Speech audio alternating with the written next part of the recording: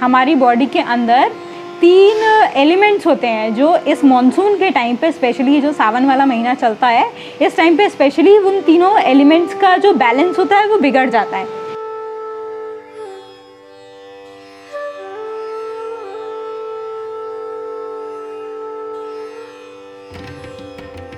अरे दीदी, आज तो आज लोकेशन चेंज हो गई, ना ही क्लासरूम, ना ही टेरेस, सीधे मंदिर। हाँ पार, देखो सावन चल रहे हैं ना, तो मंदिर में आना तो एक बार बनता है हमारा। हाँ, मम्मी भी मुझे लोटा लेके भेजती है मंदिर। अच्छा पार्थ, एक बात बताओ, मम्मी आपको रोज लोटा लेके भेजती है, दूध लेके भेजती होंगी शायद, तो उसका कभी रीजन सोचा है आपने कि ऐसा क्यों करती होंगी मम्मी? रोज स्पेशली सावन में आपसे बोलती हैं कि रोज एक लोटा दूध चढ़ा के आओ शंकर जी को, है ना? ऐसा भी बोलती होंगी कि शंकर जी खुश हो जाएंगे, जाओ एक लोटा दूध चढ़ा के आओ। तो एक्चुअली में उसके पीछे भी ना देखो साइंस है।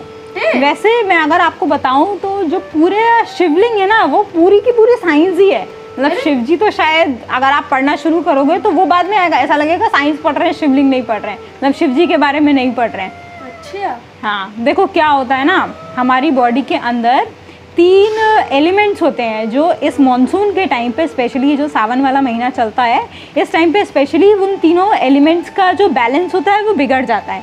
ठीक है, तो जो दूध होता है, स्पेशली वो जो हमारी जो कैटल्स होती हैं, वो जब ये घास खाती है ना, तो उसमें एयर वाला जो हमारी बॉडी का कंपोनेंट है वो डिसबैलेंस होने लगता है। अच्छा। तो इस वजह से ऐसा बोला जाता है, अगर आज के ज़माने की बात करें तो उस दूध से वायरल इन्फेक्शंस होने के बहुत ज़्यादा चांसेस रहते हैं, मतलब एज अ पॉइजन की तरह एक्ट करेगा शायद, अगर वो, हाँ, अगर हम वो दूध ज़्यादा कंज्यूम कर लेंगे इस मॉनसून में। अच्छा। और कैटल्स आपको पता है ग्रास खाती हैं, तो उस घास के साथ वो कीड़े मकोड़े भी खाने लगती हैं, तो उसकी वजह से भी उसमें वो कंपोनेंट थोड़ा ज़्यादा आने लगता है।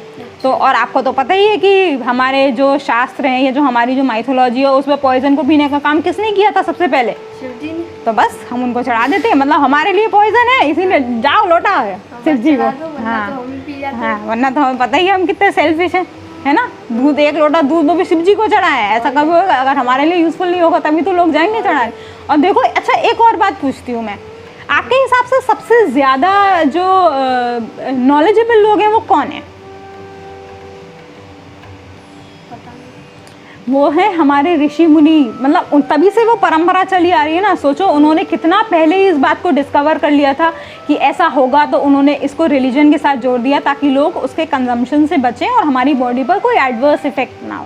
अच्छा। हाँ, और दीदी एक और चीज़ पूछनी थी मुझे, हम लोग अपने घर के भगवान जी पे शिवलिंग के ऊपर मतलब दूध चढ़ाएं, चाहे हम दूसरे भगवान जी के ऊपर दूर जाके चढ़ाएं, फायदा क्या होगा? भगवान जी तो एक ही है, फालतू में हम इतना दूर जा रहे हैं। बिल्कुल ठीक बात है, भगवान जी एक जैसे ही, हर जगह भगवान एक ही जैसे रहते हैं। अगर वैसे बात करें तो वैसे तो श्रद्धा की बात होती है। हाँ। अच्छा चलो, अब ये क्वेश्चन आपने पूछा ही है तो इसका एक अच्छा सा जवाब देने से पहले, मतलब इसके पीछे भी साइंस है, उसका जवाब देने से पहले पीछे की साइंस है क्या? मैंने आपको बताया ना, अभी शिवलिंग में तो पूरी की पूरी साइंस आप बना सकते हो। ठीक है, अच्छा एक बात पूछती हूँ पहले मैं, ज्योतिर्लिंग गए हो कभी आप? जैसे जो शिव जी के ज्योतिर्लिंग होते हैं उनमें से कहीं पर भी गए हो आप? हाँ।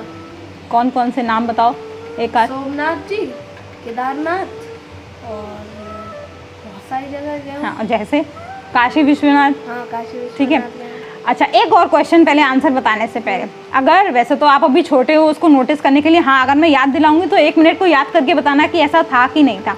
आप ये जितने भी ज्योतिर्लिंग गए हो, क्या उन सब के पास में कोई रिवर, नदी ऐसी थी? जैसे काशी विश्वनाथ जी के पास में गंगा जी हैं, ठीक है, सोमनाथ जी के पास में जब गए होगे तो बीच मिला होगा घूमने के लिए। तो हम तो वहाँ तो बीच की तरह घूमे होंगे, लेकिन वो नदी भी है ना, त्रिवेणी संगम जिसको बोलते हैं, वो भी है वहाँ पर। ठीक है, तो क्या कभी ये भी सोचा कि ऐसा क्यों है भाई? मतलब अब मैंने आपको बता दिया तो एक बार सोच के बताओ, ऐसा क्यों होगा कि इन सब के पास में नदी बह रही है? हो सकता है हम लोग इतनी दूर आते हैं भगवान जी के पास, तो मतलब अब और दूर जाए जल लेने, तो वहीं से भगवान जी ने बना दी हो, जल वहाँ से ले लो।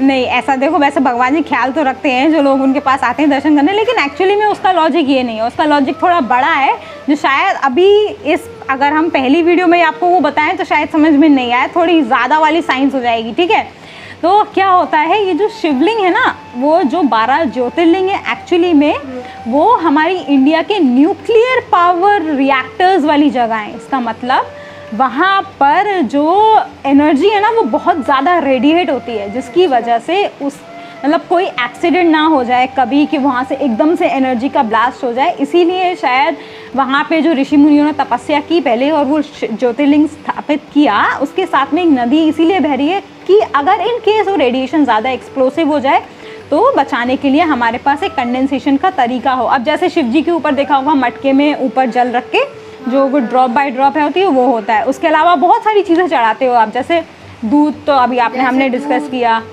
चीनी, हाँ शहद, हाँ, दही, बेलपत्र, बेलपत्र, धतूरा, है ना, ये सारी चीज़ें एक्चुअली में जो है ना एनर्जी एब्जॉर्बर्स हैं।